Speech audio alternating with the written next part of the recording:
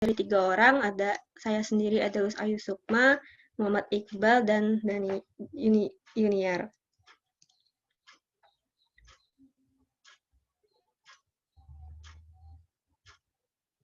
Yang pertama, dasar hukum modul persediaan.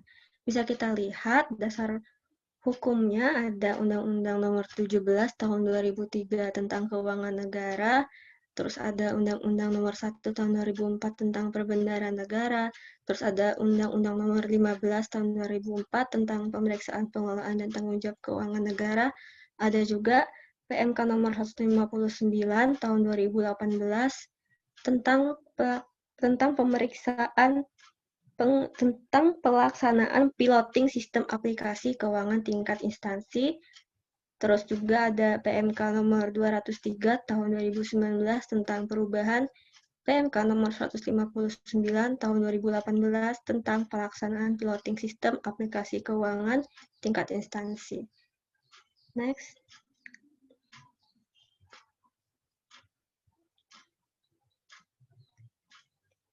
Sebelum masuk ke persediaan, kita perlu tahu konsepnya BMN.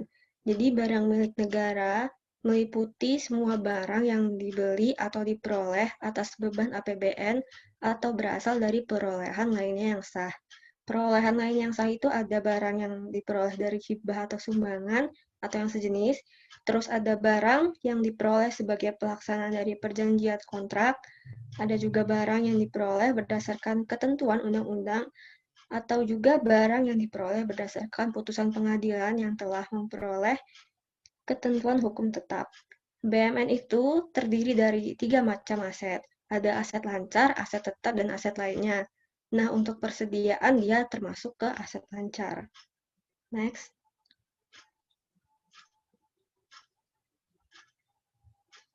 Menurut PSAP nomor 5, persediaan mencakup barang atau perlengkapan yang dibeli dan disimpan untuk digunakan. Misalnya barang habis pakai seperti alat tulis kantor, terus barang tak habis pakai seperti komponen peralatan dan pipa, terus juga barang bekas pakai seperti komponen bekas. Next.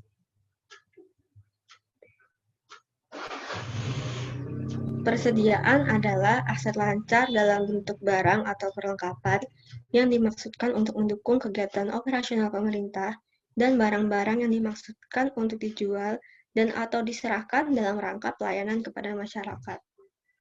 Next.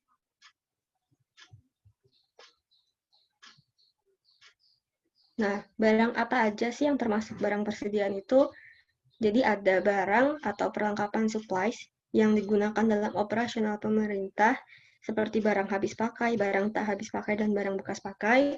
Terus juga ada bahan atau perlengkapan supplies yang digunakan dalam proses produksi, seperti barang baku, supplies, barang dalam proses atau setengah jadi, dan barang jadi. Lalu ada barang dalam proses produksi yang dimaksudkan untuk dijual atau diserahkan kepada masyarakat. Yang terakhir, barang yang disimpan untuk dijual atau diserahkan kepada masyarakat dalam rangka kegiatan pemerintahan. Next.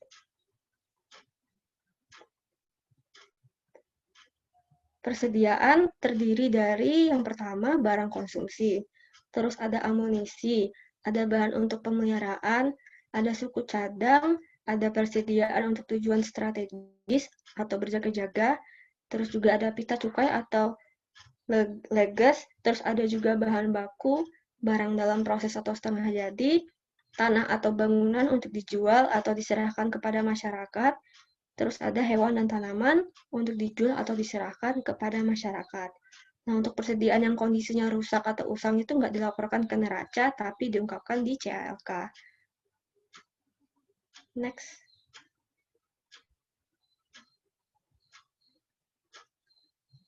Lalu, selanjutnya adalah ruang lingkup modul persediaan. Pengelolaan persediaan di unit akuntansi kuasa pengguna barang sebagai satker induk. Terus pengelolaan persediaan di unit akuntansi pembantu kuasa pengguna barang sebagai satker pembantu. Lalu transaksi persediaan bisa dilakukan di UAKPB atau UAPKPB jika ada, sedangkan yang melakukan pelaporan persediaan adalah UAKPB. Komunikasi data antar UAKPB dan UAPKPB itu otomatis karena mereka menerapkan single database atau tidak perlu kirim atau terima data ADK. Next. Selanjutnya pengakuan persediaan. Yang pertama, saat potensi manfaat ekonomi masa depan diperoleh dan mempunyai nilai atau biaya yang dapat diukur dengan andal.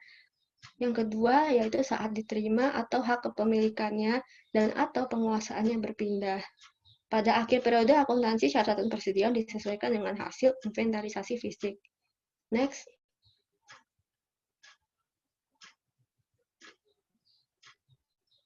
Selanjutnya adalah pengukuran persediaan. Persediaan disajikan sebesar biaya perolehan apabila diperoleh dengan pembelian.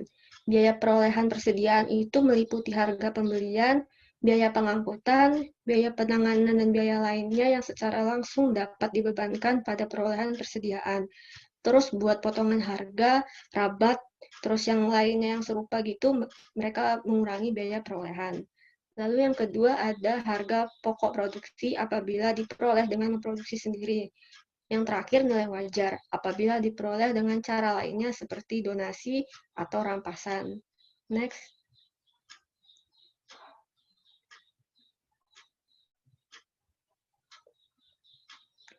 Lalu pengungkapan persediaan. Persediaan disajikan di neraca itu sebesar nilai moneternya dan diungkapkan dalam CHLK berupa yang pertama kebijakan akuntansi yang digunakan dalam pengukuran persediaan. Lalu yang kedua, penjelasan lebih lanjut mengenai tiap-tiap akun persediaan, seperti barang atau perlengkapan yang digunakan dalam pelayanan masyarakat, barang atau perlengkapan yang digunakan dalam proses produksi, barang yang disimpan untuk dijual atau diserahkan ke masyarakat, dan juga barang yang masih dalam proses produksi yang dimaksudkan untuk dijual atau diserahkan ke masyarakat. Selanjutnya akan dipaparkan oleh Niar. Yang selanjutnya yaitu persediaan